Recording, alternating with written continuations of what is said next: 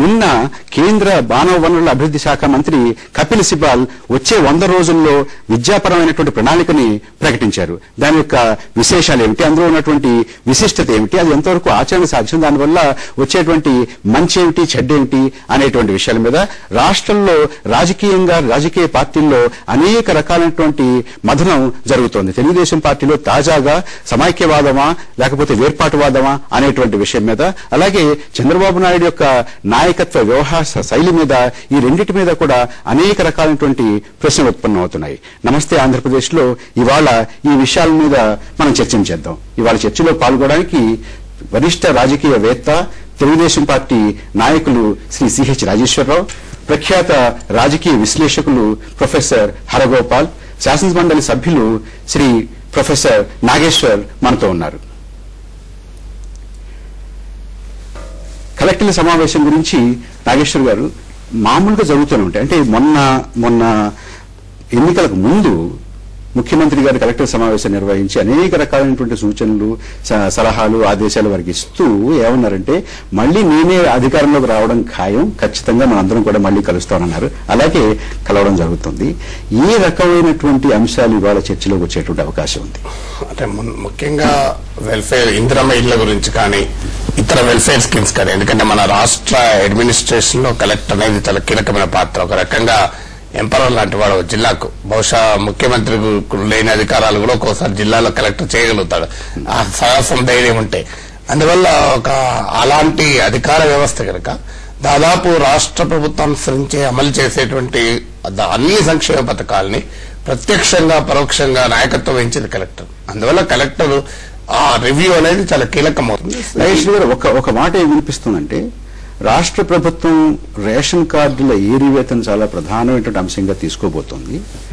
ఈ సమావేశంలో ఈ ఏరివేత గురించి ప్రత్యేకంగా దృష్టి సారిస్తారనేటువంటి అభిప్రాయం ఒకటి ఉంది. అంటే ఒకటి, రాష్ట్ర ఎన్నికలకు ముందు ఎన్నికల తర్వాత ప్రభుత్వాల స్వభావంలో చాలా తేడాలు ఉంటాయి. నేను చాలా సందర్భాలు చెప్తాను. ఎన్నికలకు ముందు ప్రభుత్వాలు చాలా ప్రేమగా ఉంటాయి ప్రజల పక్షాన.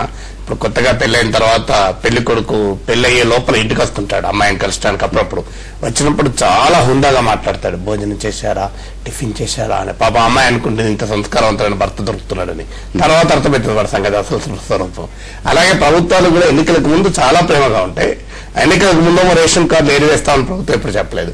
కానీ సహజంగానే ఎన్నికల తర్వాత రియాలిటీస్ వస్తాయి. ఇక్కడే కాదు, అమెరికాలో బరాక్ ఒబామా నుంచి భారతదేశం వరకు పొలిటికల్ రియాలిటీ వేరుంటుంది, ఎకనామిక్ రియాలిటీ వేరుంటుంది. ఎకనామిక్ రియాలిటీ ఏంటి? ఈరోజు ఆర్థిక మాంద్యం పెరుగుతుంది, రాష్ట్ర ప్రభుత్వ ఆదాయాలు పడిపోతున్నాయి, వనరులు తగ్గుతున్నాయి. ఈ దశలో ఎక్కడో కాన ప్రభుత్వం తన ఖర్చును తగ్గించుకోవాలి. ఖర్చును తగ్గించే క్రమంలో సంక్షేమ పథకాలు ఎత్తివేయకుండా వాటిని మరింతగా టార్గెట్ చేస్తా ఉంటున్నారు. ఇవాళ రేషన్ కార్డు నిజంగా కూడా 180% మంది రేషన్ కార్డులు ఉన్నాయి. 180% మంది తెల్ల రేషన్ కార్డు అవసరం లేదు. రాష్ట్రంలో పేదరికం 180% లేదు. ఆ మాట ఏ రాజకీయ పార్టీ అనలేదు. అందువల్ల ప్రభుత్వాలు ఎన్నికల ముందు ఆ మాటలు అనలేదు, సాధ్యం కూడా కాదు. ఏ రాజకీయ పార్టీ కూడా ఎన్నికలకు పోయే ముందు నేను రేషన్ కార్డులను తొలగిస్తాను, నాకు ఓటేయండి అనే ధైర్యం చేయదు. ఎన్నికల తర్వాత దాన్ని స్ట్రీమ్ లైన్ చేస్తే మంచిదే. ఈ ప్రాసెస్ లో ఎలిజిబుల్ అర్హులైనంత వారికి రేషన్ కార్డులు ఎగిరిపోతే సమస్య, అనర్హులైన వాళ్ళు ఏరివేస్తే మనం పెద్ద అభ్యంతరం చెప్పాల్సిన అవసరం లేదు. అలాగే ఇందిరమ్మ ఇళ్లలో ఒక్క నిమిషం రాజేశ్వరరావు గారు, మీరు 50 సంవత్సరాలుగా రాజకీయ ప్రక్రియను పరిశీలిస్తూ వస్తున్నారు. అనేక మంది ముఖ్యమంత్రులు కలెక్టర్ సమావేశం నిర్వహించడం మీరు చూశారు.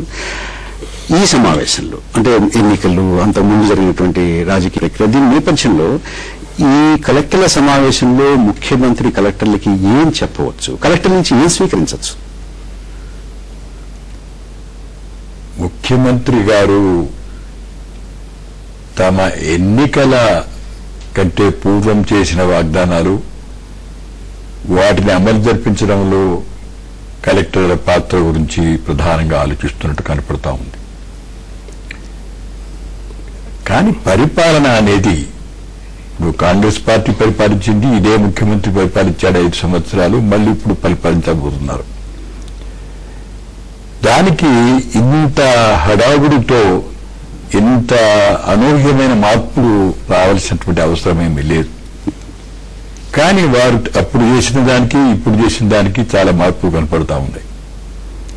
అందుకొరకు కలెక్టర్లు అనేది ప్రభుత్వ విధానాలను అమలుపరచడానికి బాధ్యత గల యంత్రాంగం. అది సర్వాధికారాలు ఉంటాయి కలెక్టర్కు, ఓ విధంగా చెప్పాలంటే. ఇందులో నాగేశ్వర్ గారు ప్రస్తావించిపోయారు ఇందిరమిళ్ల గురించి. అంటే ఇందిరమిళ్లలో చాలా బోగస్ ఉన్నాయని, అందులో అవకతవకలు జరిగాయని, రేషన్ కార్డుల్లో ఇబ్బందులు ఉన్నాయని, పింఛన్లో ఇబ్బందులు ఉన్నాయని, వీటన్నిటిని ఏరు వేసేటటువంటి కార్యక్రమం ఏమైనా ఇందులో ఆదేశించే అవకాశం ఉంది? ఆ రకంగా ముఖ్యమంత్రి చేస్తారు. స్పష్టంగా ఆదిస్తున్నారు.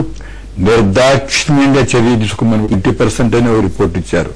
50% అండ్ అబౌవ్ బోగస్ ఇందిరా ఇల్లు ఇవ్వడం జరిగింది, లేకపోతే ఇచ్చినట్టు మ్యానిపులేట్ చేయడం జరిగింది. ఉన్న ఇళ్ళకే రంగులేయడం, కట్టిన ఇళ్ళకే రంగులేయడం, కట్టిన ఇళ్ళకే రంగులు వేయడము, లేని ఇల్లు ఉన్నట్టు చూపెట్టడము, తర్వాత మధ్య దళారులు బోల్డంత డబ్బు కాజేసి ఇళ్ళ పేరు చెప్పడము, లేని ఇళ్ల గురించి చెప్పడము, అనేక అవకతవకలు జరిగినాయి. ఇదంతా పంచాయతీరాజ్ వ్యవస్థను, గ్రామ సభలను విశ్వాసంలోకి తీసుకోకపోవడం వల్ల, కేవలం అధికార బృందం పైన ఆధారపడి గవర్నమెంట్ విధానాలు అమలుపరచడం వల్ల వచ్చే అనర్థాలు ఎన్ని క్షాళన చేసినా, ఎంత ప్రక్షాళన చేసినా మళ్లీ ఇది కంటిన్యూ అవుతుంది.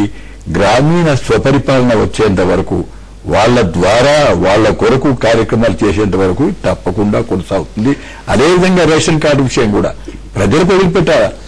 అసలు మీ అందరికి తెలియదు కాదు, మన గ్రామాలలో దాదాపు అన్ని గ్రామాలలో ఎక్కడైనా వీలు లేకపోతే పక్క గ్రామాలలో పంటలు పడతాయండి. ఆ గ్రామ మహిళా సంఘాలు ఉన్నాయి, స్వశక్తి సంఘాలు ఉన్నాయి, లేకపోతే గ్రామాల వికేంద్రీకరణ ద్వారా చేయాల్సినటువంటి వాటి ద్వారా మీరు సివిల్ సప్లై చేయించండి. ప్రొఫెసర్ హరిగోపాల్, మీరు 75% బోగస్ అంతా పోతుంది. ప్రొఫెసర్ హరిగోపాల్, ఇది అప్పుడప్పుడు ముఖ్యమంత్రి గారు పెట్టేటటువంటి తీర్థమా, లేకపోతే అసలు ఏమిటిది? ఒక జాతరలో నిజానికి ప్రజాస్వామ్య వ్యవస్థ ఎలా పంచాలో అలా పంచేయం లేదు. ముఖ్యమంత్రి కానీ మంత్రులు కానీ ప్రతిపక్ష నాయకుల్లాగా ప్రవర్తిస్తున్నారు. అంటే వాళ్ళ మాట్లాడే పద్ధతి చూస్తే తాము ప్రభుత్వానికి బాధ్యత కలిగిన వాళ్ళని, ఏ తప్పులు జరిగినా ఏ ఒప్పులు జరిగినా వాళ్ళే దానికి బాధ్యత, పొలిటికల్ రెస్పాన్సిబిలిటీ అంటే మీకు లాల్ బహదూర్ శాస్త్రి ట్రైన్ యాక్సిడెంట్ జరిగితే రిజైన్ చేశాడు. ట్రైన్ యాక్సిడెంట్ ఆయన చేశాడని కాదు. రాజీవ్ గాంధీ ఇప్పుడు హౌసింగ్ పథకాలు కానీ బోగస్ కాలు కానీ ఎవరు బాధ్యులు? అప్పుడు ఎవరు సివిల్ సప్లైస్ మినిస్టరు? అప్పుడు ముఖ్యమంత్రినే కదా. బాధ్యత తీసుకోవాలి. బాధ్యత అంటే ఎవరు మీరు బాధ్యత వహించి అందరూ రిజైన్ చేయమని, కృష్ణమేనని రిజైన్ చేయమని ఎంతమంది మినిస్టర్లు రిజైన్ చేయలేదు? తమ డిపార్ట్మెంట్ తప్పులు జరిగాయని. ఇప్పుడు ముఖ్యమంత్రి ఎలా ప్రవర్తిస్తున్నారంటే ఎవరో చేస్తున్నారు, వాళ్ళు ఇక్కడ కూర్చొని మీరేమన్నా పొరపాటు. మీరు ఎన్నికల కన్నా ముందు నాగేశ్వరరావు చెప్పినట్టుగా ప్రతి వాడికి అందాలి, ప్రతి పేదవాడికి అందాలి, మీరు ఎవరికి అందకున్నా నేను ఊరుకోనని. ఇప్పుడు తప్పులు అందాయి, తర్వాత చాలా మందికి ఉన్నాయి. సానియా మిర్జా కూడా వచ్చిందంటే అసలు ప్రభుత్వం అంటే రాజకీయ పార్టీకి బాధ్యత ఏముండదా? అసలు ప్రభుత్వాన్ని నడపడంలో మొత్తంగా రాజకీయ పార్టీ ప్రజాస్వామ్యం ఉంటే కింది దాకా కాడర్ ఉంటుంది. కాడరు పార్టీ ఇచ్చినటువంటి మ్యాండేట్ ను, ఇచ్చిన ప్రోగ్రామ్ ను, ప్రభుత్వం ఇచ్చిన ప్రోగ్రామ్ ను ఇంప్లిమెంట్ అయ్యేలా చూడాలి. జరిగింది, చాలా మందికి ఇచ్చారు. ఇందాక నాగేశ్వర్ గారు అన్నట్టుగా 80% మించి తెల్ల రేషన్ కార్డులు ఉన్నాయి. అంత పేదరికం లేదు మన దగ్గర. కానీ ఇవాళ ఉన్నటువంటి రాజకీయ వ్యవస్థ, పోటీ పడుతున్నటువంటి రాజకీయ పక్షాలు, ప్రతిపక్షం, ప్రభుత్వ పక్షం, ఇవన్నీ వీటిలో ఒక కార్డు లబ్ధిదారుడు అర్హుడు కాదు, ఆ కుటుంబం అర్హుడు కాదు అని తీస్తే ఒప్పుకుంటారా? జరుగుతుందా? సాధ్యమేనా? నేనేంటంటే ముందు అది జరగడానికి కారణం ఏంటంటే జరిగింది అయితే ఇవాళ ముందు ఆలోచిద్దాం. చేయగలరా, తీయగలరా? అంటే ఇప్పుడు గ్రామాల్లో ఉండే స్థానిక సంస్థల ఎన్నికలు వస్తాయి, గ్రేటర్ ఎన్నికలు వస్తున్నాయి, ఏదైనా మున్సిపాలిటీ ఎన్నికలు వస్తున్నాయి. వీటన్ని వస్తాయి. ఇప్పుడు మీరు పాపులిస్ట్ ప్రోగ్రామ్స్ తీసుకున్న తర్వాత, మీరు ఎన్నికల్లో ఓట్లు పడడానికి కొరకు ఒకటి, ఎన్నికల తర్వాత ఒకటి అన్నప్పుడు రాజకీయ పార్టీలు అన్ని కూడా దాదాపు ప్రజలని, అంటే ప్రజల దగ్గరికి వెళ్ళిన తర్వాత పాపులిజం ఉంది కాబట్టి ఇక్కడ అరుడా నరుడా అనుకుంటే కూడా జిల్లా కలెక్టర్ని ఇందిరం ఇళ్లలో జరిగినటువంటి అవకతవకలకి, తర్వాత రేషన్ కార్డుల్లో ఉన్నటువంటి బోగస్ రేషన్ కార్డులకి జిల్లా కలెక్టర్ని బాధ్యం చేసి మీరు ఇవన్నీ వేయారండి అని చేయగలదా? బ్యూరోక్రటిక్ థియరీ తీసుకుంటే మ్యాక్స్ వెబర్ చెప్పిన బ్యూరోక్రసీ ప్రకారం నడుపుతున్నాము. కలెక్టర్ అనేవాడు అనానిమస్, బ్యూరోక్రసీ అనానిమస్. ఒకవేళ ప్రభుత్వం బాగా నడిస్తే ఎన్నికల్లో వీళ్ళు కోట్లు పడతాయి, వీళ్ళకు క్రెడిట్ వస్తుంది, ముఖ్యమంత్రి చాలా బ్రహ్మాండంగా నడిపాడు. జరగకపోతే ముఖ్యమంత్రికి బ్లేమ్ వస్తుంది. కలెక్టర్ అనేవాడు కేవలం ఇంప్లిమెంటింగ్ అథారిటీ. ఇక్కడ ఏం చేశారంటే కలెక్టర్ను ప్రభుత్వం నుంచి విడిచేశారు. చేసే కలెక్టర్ మీద అరిచాడు, ఆగ్రహపడతాడు. నిన్న ఈనాడులో వాడు చిన్న కార్టూన్ వేశారు. మా ముఖ్యమంత్రి గారికో మంత్రి గారికి ఇంకా కోపం రావడం లేదండి, కోపం వచ్చేదాకా మీరు కాస్త సాగండి, లోపల పోయిన తర్వాత ఆగ్రహపడతారట అని. అంటే ప్రతి మినిస్టర్ వెళ్ళడం, అక్కడ అరవడము, తర్వాత ముఖ్యమంత్రి గారు కలెక్టర్ మీటింగ్ అరవడము, అంటే as if bureaucracy separate from their own political system. వాళ్ళ అపోజిషన్ లాగా వాళ్ళు అక్కడ ఉంటే వీళ్ళు ఇక్కడ కూర్చొని వాళ్ళ మీద ఆగ్రహం పేరుకు ఒక ప్రత్యేకమైనటువంటి రాజకీయ సందేశం, ఒక సూచన ఈ కలెక్టర్ కాన్ఫరెన్స్ కి ముఖ్యమంత్రి గారు ప్రభుత్వం పంపించే అవకాశం కాన్ఫరెన్స్ ఇంత పబ్లిసిటీ ఇచ్చి ఓపెన్ గా చేసి అక్కడ ముఖ్యమంత్రి కలెక్టర్ ఏమంటున్నాడు, ఆగ్రహపడ్డాడు, మీరు ఇంప్లిమెంట్ చేయలేదు, మీరంతా తోలోలు చేస్తున్నాం, ఇది చెప్పింది అసలు నిజానికి మొత్తం బ్యూరోక్రటిక్ లో గానీ డెమోక్రసీ విమడది. ప్రొఫెసర్ రావు గారు వరకు చిన్న విరామం తీసుకున్నాం. విరామం తర్వాత మళ్ళీ మనం చర్చలోకి వద్దాం.